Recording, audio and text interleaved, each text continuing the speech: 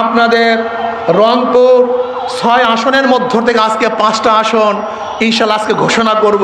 আলহামদুলিল্লাহ রংপুর 1 থেকে ইনশাল্লাহ আগামীতে হাত পাখা নিয়ে যুদ্ধ ঘোষণা করবেন, লড়বেন। এটিএম গোলাম মুস্তফা বাবু সাহেব বলে আলহামদুলিল্লাহ রংপুর 2 আসন থেকে ইনশাল্লাহ হাত পাখা প্রতীক নিয়ে লড়বেন। মাওলানা মোহাম্মদ আশরাফ আলী সাহেব উনি হজে আছেন, ইনশাল্লাহ দোয়া করতেছেন কাবা শরীফ ধরে, ইনশাল্লাহ চলে আসবেন।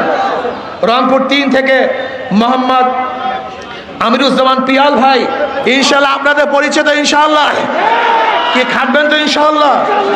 রংপুর 4 থেকে মোহাম্মদ জাহিদ হোসেন, আমাদের জাহিদ হোসেন সাহেব অনার্স মাস্টার, আলহামদুলিল্লাহ আল্লাহ কবুল করে নেন।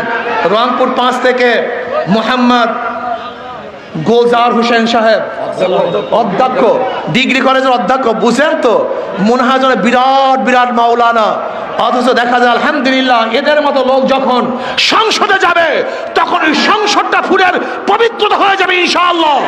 আমি আন্দোলন বাংলাদেশের মার্কা কি হাত পাখা, যে নির্বাচন করে সেও চালাতে পারে, যারা করে তারাও চালাতে পারে। কারেন্ট ফেল করে কিন্তু হাত পাখা ফেল করে না। ধানের শীষ বুকি নিয়ে কেউ ঘুমায় না, নাঙ্গল বুকি নিয়ে কেউ ঘুমায় না, নৌকা বুকে নিয়ে কলিজার উপরে নিয়ে কেউ ঘুমায় না। কিন্তু হাত পাখা এমন এক প্রতীক, ঘুমের সময় বুকের উপরে থাকে, কলিজার উপরে থাকে। অর্থাৎ হাত পাখা শান্তি। ইসলামী আন্দোলনের শুরু তো ইসলাম মানে শান্তি, কি বুঝলেন? যাদের নামে শুরু তো শান্তি, প্রতীকেও শান্তি, নেতার মধ্যেও শান্তি, আদর্শের মধ্যেও শান্তি, নীতির মধ্যেও শান্তি। এরা ক্ষমতায় আসলে দেশের মানুষ শান্তিতে বসবাস করতে পারবে। কতদিন ধোঁকা খেতে চান?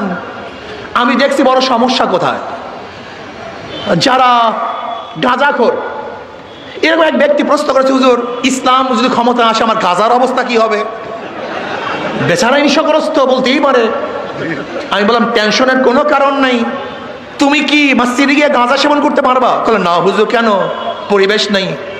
আমি বলি ইসলাম যদি ক্ষমতা আসে বাংলাদেশটা এমন পরিবেশ সৃষ্টি হবে যেখানে তুমি গাঁজা সেবন করতে পারবা না। আমাদের বড় সমস্যা কি, যারা দাড়ি কাটে তারা মনে করে ইসলাম আসলে মনে হয় আমাকে জোর করে দাড়ি রাখতে বাধ্য করবে। যারা বেপর্দা মহিলারা তারা ভাবে কি ইসলাম আসলে আমাকে প্যাকেট করা হবে। যারা অবৈধ কাজের সাথে লিপ্ত তারা ভাবে ইসলাম আসলে আমি কাজই করতে পারবো না। আসলে না। আপনি কেন বুঝতেছেন না? এখানে হাজারো মানুষ আছেন, এর মধ্যে অনেক মানুষ আছে না যারা ধূমপান করেন?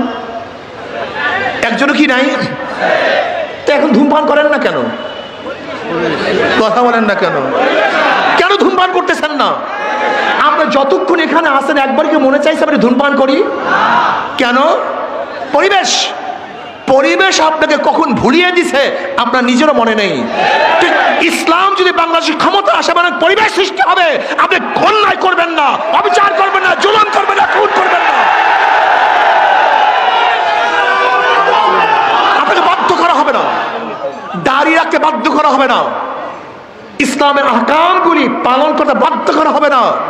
কিন্তু আপনার মন চাইবে আমি ভালো কাজগুলি করি।